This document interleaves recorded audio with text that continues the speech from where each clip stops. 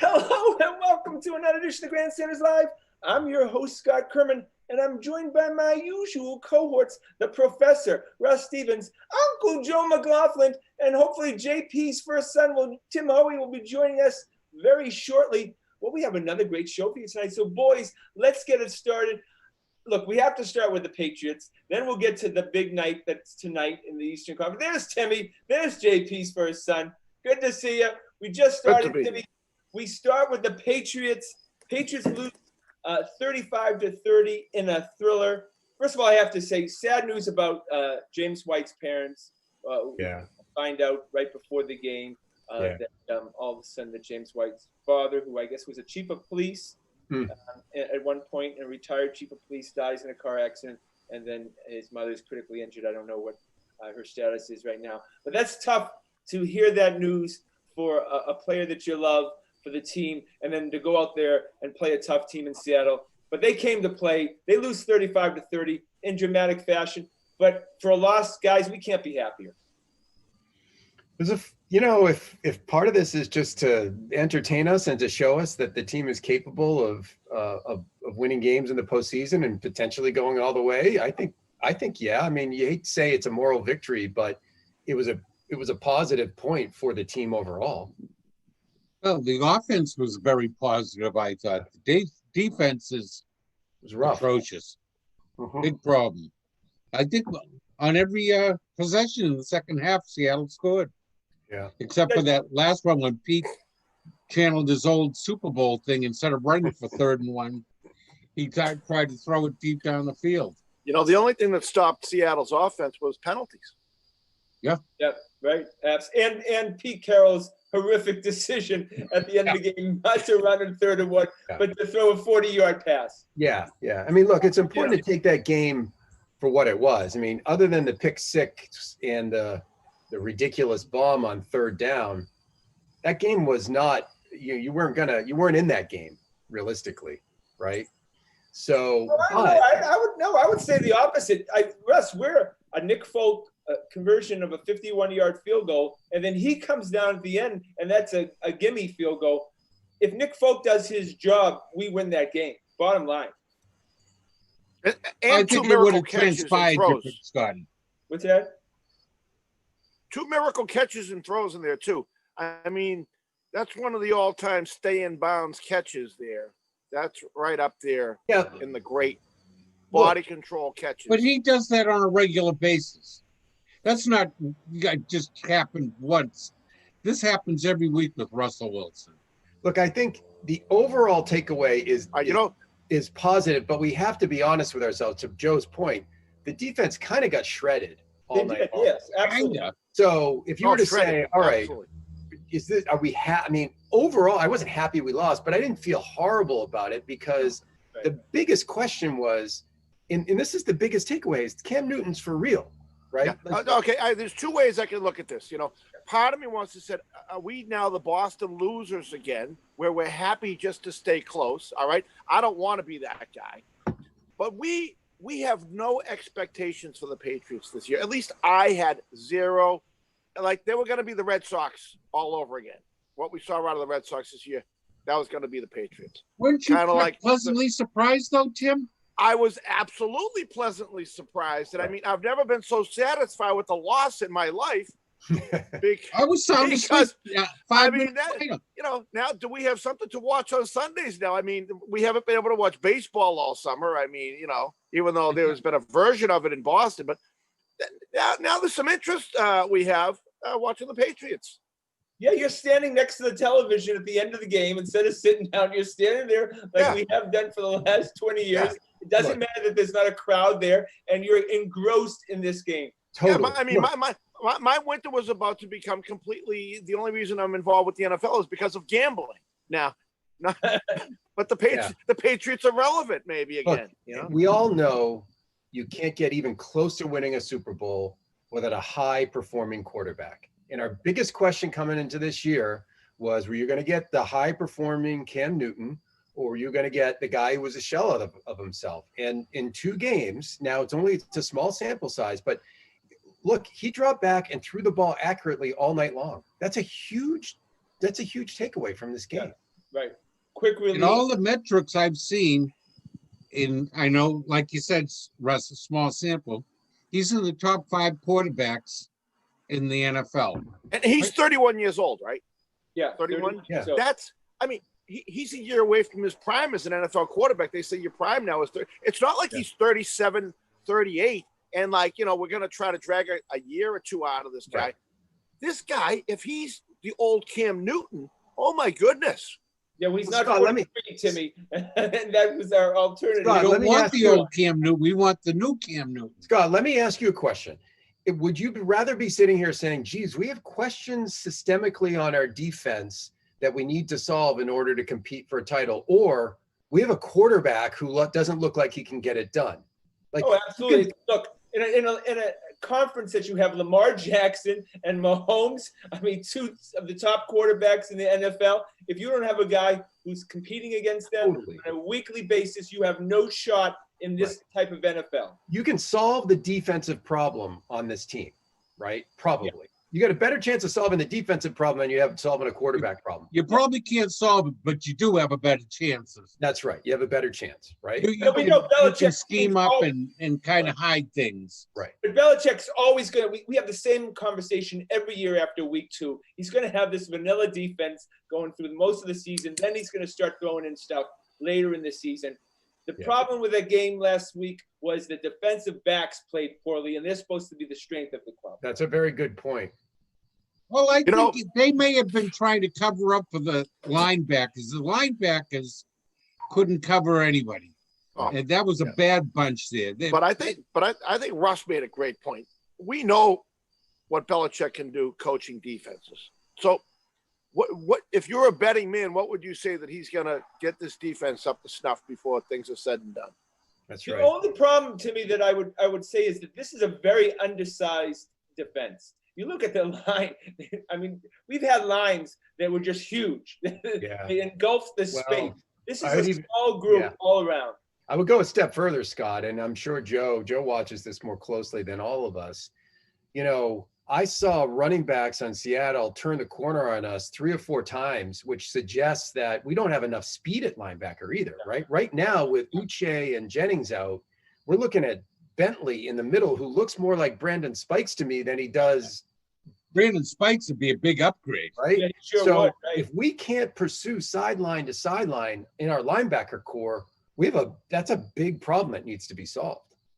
And you got Kyle Duggar, the first round pick, who 35 looked like he was in the picture the whole game. Oh, he man. played very well, but he's a safety. He's undersized. Duggar and Phillips are the best linebackers they got, and they're only 210 pounds. It's not a good sign. It's not a good sign when your safeties are making the most tackles. I give Greg Bedard of Boston Sports Journal credit. He did this big breakdown, and I watched a bunch of film on Duggar today through him. This guy is in a top 1% of an athlete in the NFL. Right, I know. Oh, That's why they got him. Division II guy, and but he blew them away. I don't know if you guys remember the play. He came in on a blitz, on the sack that Winovich's sack. Winovich's sack. But if you look closely, Duggar blows up a tackle. He knocks him backwards 5 yards. Yeah, and he's given up 100 pounds. 100 pounds. Yeah. No, yeah. Obviously, you don't miss Chung when you have a guy like Duggar. That's right. But you do miss Hightower. Look, we missed Hightower and we missed Van Noy. If you watched Duggar's college films, I know it was Division II, but he was a man amongst boys in every game he was in. Yeah, absolutely. Look, the wide receiving core, I told you, the idea was to tank. All of a sudden, Cam Newton was available. Next thing you know, all of a sudden, we're a legitimate team. We're talking potential Super Bowl, at the very least, AFC Championship game. Well, that wide receiving core is not going to do it. Hey, how many passes would Brady have thrown to Bird? Zero. Oh, never in a million years. No, right. Bird's a nice, to be honest, 4th or 5th wide receiver. Yeah. Definitely not a 3rd. If you had a game that James White couldn't play in when Tom Brady was quarterback, Edelman would have gotten 30 passes thrown to him on Sunday night. Yeah. Right, he would have. Edelman looks like it's already game 16 physically. Oh my God, he was awesome the other night though. But okay, let me ask you. But he was beat up, boy.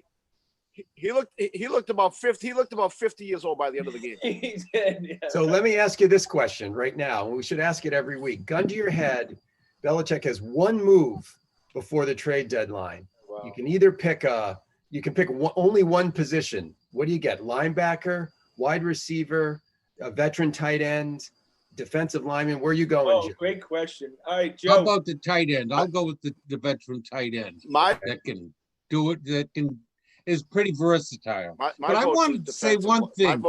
Who wants to play poker with Belichick where he bargained Cam Newton down like that? Nobody. Oh, I know. Is that playing poker or what? Well, yeah, but Joe, he got taken by the Falcons and Sanu in a second round. Yeah, right. So, Timmy, well, that was Tom Brady wanted them, and they had to pay the price. Timmy, who would you choose? Timmy, take a defensive lineman, a big, giant defensive lineman. Yeah. What about you, Scott? I'm taking a tackling machine. I need a linebacker who's going to get 12 to 15 tackles. Doesn't have to be just a guy that makes sure to stop. I want one of those like Sean Lee characters who can just run from sideline to sideline and make tackles. Yeah, I need that. Like Jamie Collins. Like Jamie Collins, yeah. Problem with it, I think that's a great point to me. We miss Jamie Collins because we have nobody to defend the running backs coming out of the backfield. Yeah. So everything was open 10 to 15 yards. Everything. Now my prediction is in 3 weeks he'll address that, whether it's Uche or Jennings or Winovich or whatever, Winkovich in the middle, and it will be saying wide receiver. Well, when they introduced, but every time they caught one in the flat, it looked like they had 10 or 15 yards in front of them. Yeah. But if you see that when they introduced the defense, they were basically going a 4-1-6. They only introduced one linebacker. Adrian Phillips played linebacker all night long. Right, it was a bizarre lineup. It was just when they showed it was just Bentley. All right, running backs, and we got to turn to Uncle Joe. Damn it, if this guy, Uncle Joe, wasn't right. Sonia Michelle was as bad of a running back on Sunday night as I've ever seen in the NFL. He was Marion. He's regressing. If you remember him. Yeah.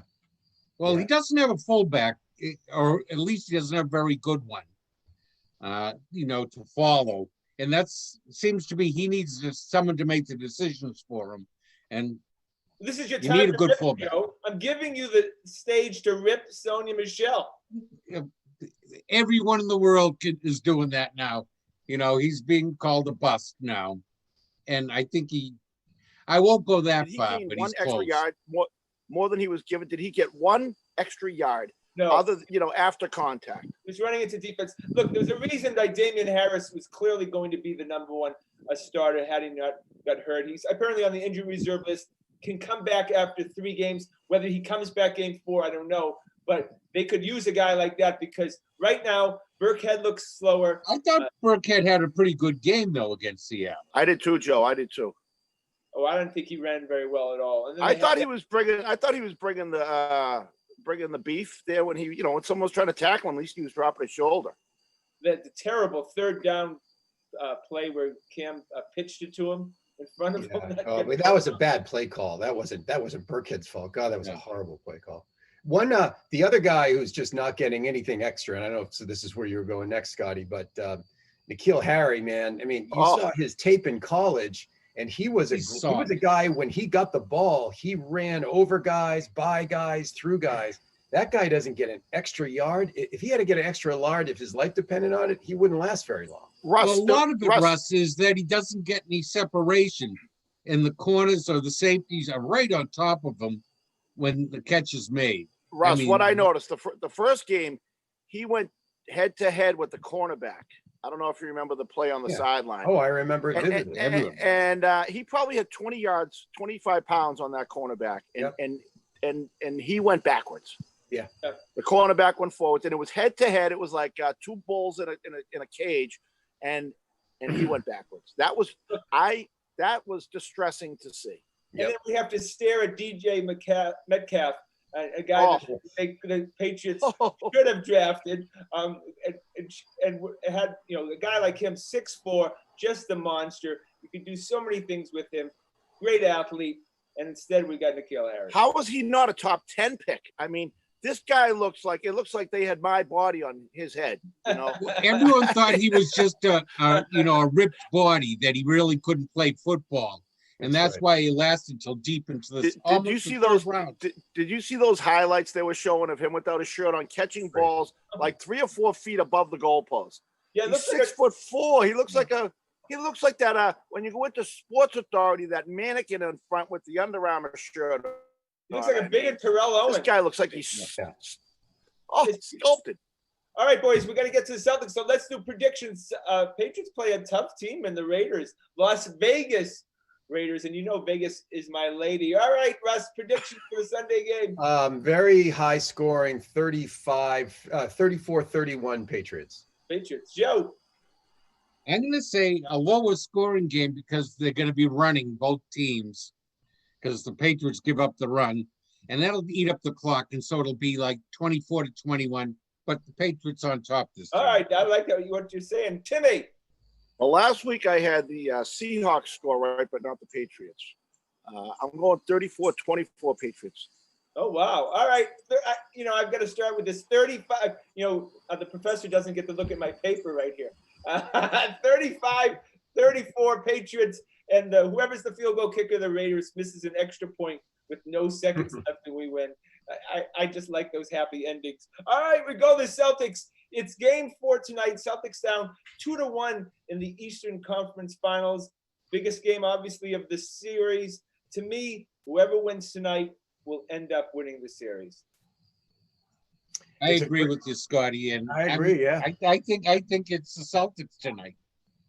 They're coming around, and the Heat coming back to earth from that 10-2 start there. Look, I think I think the addition of Hayward made a huge difference. He didn't score a lot of points, but he basically helped them crack the zone, right? And if all he does is help them crack the zone defense that was really giving us trouble, then that's fine by me. Yeah, it's all about Grandpa Gordon tonight. This is the biggest game that Grandpa will have played in a Boston Celtics uniform, and that's a cult, the Grandpa Gordon cult. Danny Pryor. So, needless to say, this is what I'm gonna give him a clean slate. We're gonna reboot Professor, Timmy, and Joe with Grandpa. If he plays really well tonight, I'm on the Grandpa's side. If he shits the bed, then that's it. We're all done with whole Grandpa talk. That's fair. Well, I think I jumped ship before you, because 31. When he gave him 31 minutes the other night, I was flabbergasted. Okay, Joe, but he looked like he wanted to play. He was a nice addition. He lengthened the bench. I'll completely give that to you. I'm glad he played game 3. But today, he's well rested. No ankle problems. He has to come out 14 to 17 points, contribute, play the same amount of minutes. Oh, he'll do that. Help the Celtics win victory, and then all of a sudden, I'll give you my only pushback on you is I actually don't care about the points. If he has, if he's, it's like if he scores 9 points but has a bunch of assists, a bunch of rebounds, and he gets everyone settled down in the clutch of a game, because this team is not great in the clutch, I'm good. Okay, right. But would you agree that tonight is his night? At 100%. You have to shine the light at the $34 million man and say, you got to come through. Yep. That seems incredible that he's getting paid that amount of money right now, doesn't it? Yeah. But the fact is, when you see Denver beat the Lakers last night, the Lakers don't even show up. And we know this bubble is just a weird psychologically, it's weird for people. It really is. The Celtics could win a championship this year. It's actually possible right now. There's a game plan. And tonight they have to win, and that's it. I think tonight it's all going to be about what Hayward does on his first 3 shots. I think if he hits 2 out of 3 of his first 3 shots, he's gonna be a factor. He starts missing right off the bat. His confidence goes down the crap. Well, look, here's the good news. Russ knows what Russ. Listen to Russ, because this is going to be what. No, I mean, look, I agree. It's Hayward's night. And if he comes out and plays tentatively, he doesn't want to shoot, he's not assertive against the zone, we're screwed, because the difference was now, but here's the good news about the Celtics. Kemba's got it. Whatever was bothering Kemba, he's figured it out. He's played well. It was called Lowry. Lowry was bothering him. That's right. But no, I mean, he played badly in the first game or two, but he's played well the last couple of games. Well, and Hayward has made him look better. By now, you got someone to make that second pass that starts the offense moving. Tatum's been Tatum, Brown's been Brown. I actually think that, the obvious adjustment for Spoelstra tonight is to play a little bit more bully ball, get the ball to the rim, and really just try to assert themselves and get Tyson foul trouble and get Jaylen Brown in foul trouble. So the Celtics have got to be prepared. They have to be mentally and physically strong at the rim tonight. I really believe that. They cannot let Miami start to play bully ball against them tonight. Yeah, we saw a different Jaylen Brown game 3, kind of disappeared the first 2 games. And the stat I said, when Jaylen Brown scores 25 or more points, other than one game against the Raptors this season, the Celtics win. Jaylen Brown's aggressive. He's going to the basket. I think that's going to be an indication it may be a good night. Yeah, they can't fall back into that settling for threes all game. That's how they lose those big leads. They just go into a little 3 drought in the third quarter, and all of a sudden a 12-point lead is vaporized. Does anyone think this game isn't going to come down to the last 2 or 3 minutes and whether the Celtics make plays or not? Like, to me, these teams are evenly matched. They're both mentally tough. They're both very well coached. They both got great players. This thing's coming down to the last 3 minutes, and who executes? That's the NBA. Right? I'm just counting on Jay Crowder, living up to his baseball card. As Scotty says, you know what I mean? Yeah, he looked like Superman the first couple of games there. I mean, and then reality set turnover in game 3. I was joking with Timmy last night when Shemmy for the Celtics and Smelly Kelly are on the court for that Heat. That doesn't feel like an NBA game at all. But how did we get to the finals day? The biggest thing about Hayward, by far, is he takes all of Shemmy's minutes away. Shemmy doesn't. Right. Shemmy's out. He takes some minutes from Wanamaker. He takes some minutes from whatever backup center. He takes some minutes from Kemba. So all of a sudden, this thing looks a lot different when you've got 6 strong players in your lineup. Now you're just mixing and matching the other 2 guys. I would say that Brad Stevens learned a lot from Spoelstra the first 2 games, and it was a different coach, Brad Stevens, in game 3. They're all learning, no matter what. This is high pressured environment. But I'd like to see Robert Williams play a little bit against Bam tonight. Bam killed us. We had no answer for that guy in the last 2 games offensively. We'd like to see him. They seem to be an equal matchup. Yeah. If I were Brad and I was doing anything over the last 4 days, I would have been just tutoring Robert Williams day after day on how to defend a Bam Adebayo pick and roll and say, basically, I'm going to throw you in the game. Every time Bam gets a head of steam up or gets some momentum going, I'm going to throw you in the game and you're going to shut him down. And that's all we need you to do. We don't need you to do anything else to stop that when Bam gets going, because we can't stop that Bam pick and roll. The problem is the Celtics, they would win a championship right now if they had 2 guys, one of 2 guys on the Heat, Duncan Robinson, Tyler Hero. Yeah. Love that Tyler Hero. We need one guy coming off the bench, shooting threes, and they're perfect. So needless to say, that's exactly what Danny needs to go out and get for the offseason. But it just shows you we're missing one piece. I really do feel that way right now. We're missing. Couldn't we have gotten that guy at the trade deadline?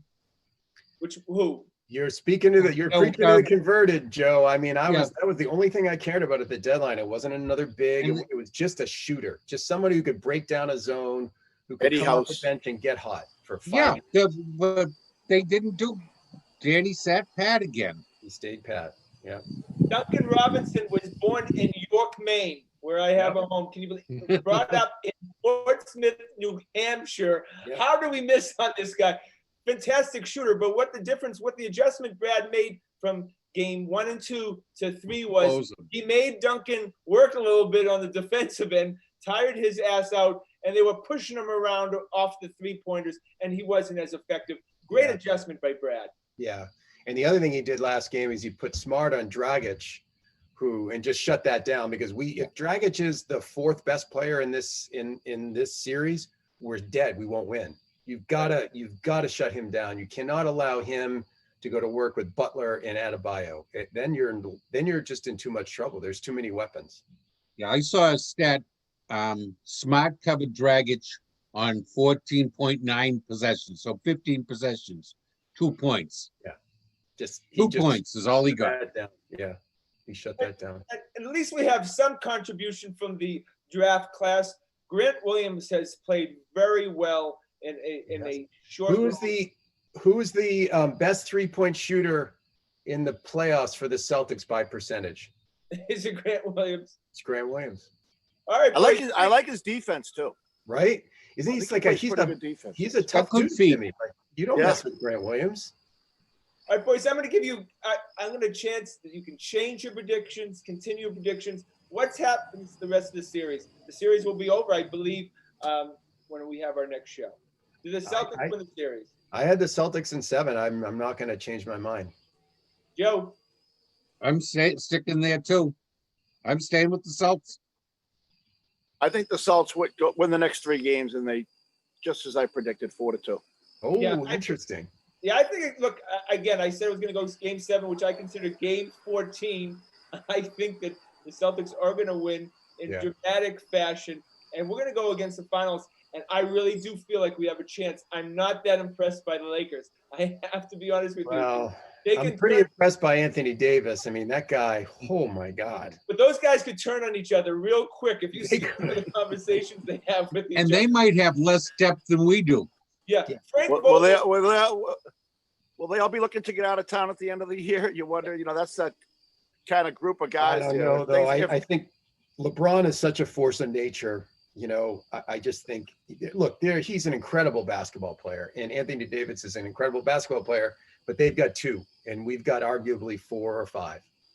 And right? Frank Vogel's not even a coach. He's not. He truly is a caddy. Of course, anybody who coaches LeBron, that's the way. That's a big, long team, and Rondo can still get it to those guys. Rondo scares me. He always has. I mean, if he doesn't get knocked out of that Chicago series, I don't know if we win that. Nobody talks about. He loves to beat the Celtics. Oh, he's good at it too. Really good in a Celtics uniform right now. We could have used him as a backup point guard. That lad can dish the ball. Yeah, he's a very good distributor. Maybe he gets paid. All right, quickly, we got to go to the Red Sox. I had to mention this. Jacob Wallace. He's from Methuen High School, my hometown, my alma mater. He just gets traded to the Red Sox as the player to be named later. How many hometowns do you have, Scott? Come on. How many? That's right. But no, seriously, let's be honest. We're all local kids. It always gives us a good feeling when a local kid, if he makes the old town. Yeah, what position does he play? Relief pitcher. And they're pretty high on him. They're really high on him. Right? I think the Red Sox were very excited to get him. That's absolutely great. Red Sox have tied for the 3rd worst record in baseball. Yeah, we are rooting for losses. You know that Manfred came out and said it's going to be this year's record that's going to do it. So we have a shame for him out. Yeah, all right, there you go. And also Manfred came. That's good news. I had not heard that. Thank you, Professor. But he also came out to say that they're going to stick with the DH moving forward, and we kind of figured that out. Oh, that's great. That's great news. And but they're going to go with 16 teams in the playoffs after this year too, which is a horrific move. Right. It's like the NHL. I don't like that. Yeah. I mean, you go from what year? I mean, late 60s. You had two teams. Two teams made the playoffs. It was called the World Series. Down to now, basically, it's the same as the NHL and the NBA. Yep. No, that's not that exciting. It's going to water it down, but I'm pretty happy about the DH. That's a good thing.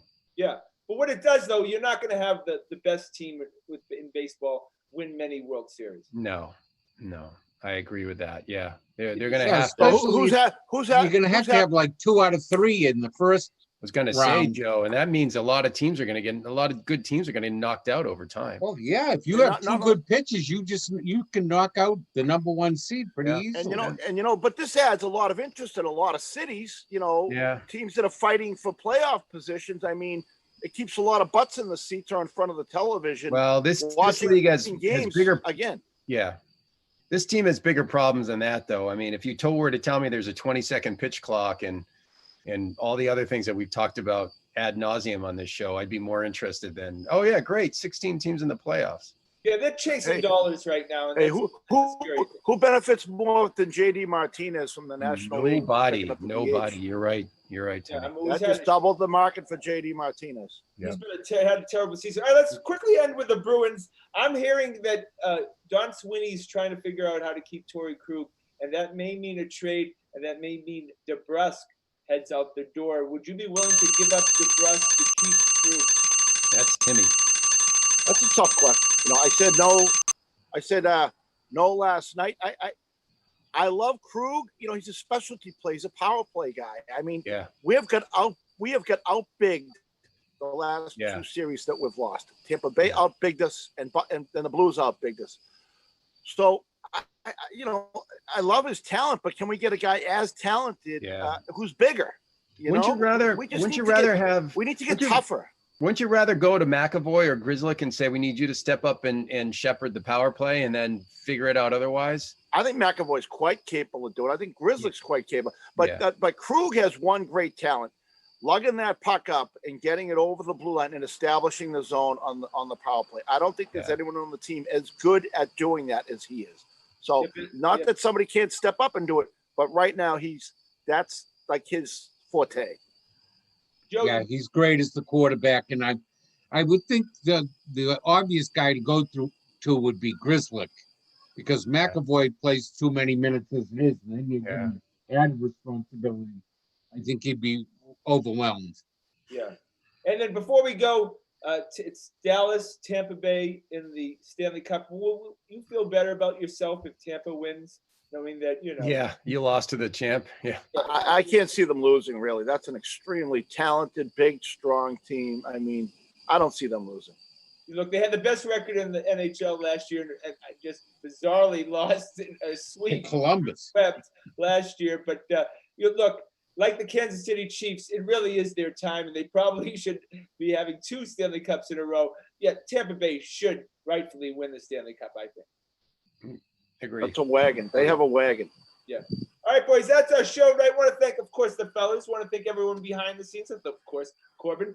Please check us out on our website at thegrandstanderslive.com. And we'll be tomorrow night. I'll be with Uncle Joe. We'll be at the Coolidge Corner Clubhouse, right, live at 6 to 7 o'clock, doing a Grandstanders Live. So we'll talk about the Celtics, Joe. It should be fun. So come on in and check us out. And, of course, that's our show for tonight. My name is Scott Kerman. I'm your host. Have a great and happy night.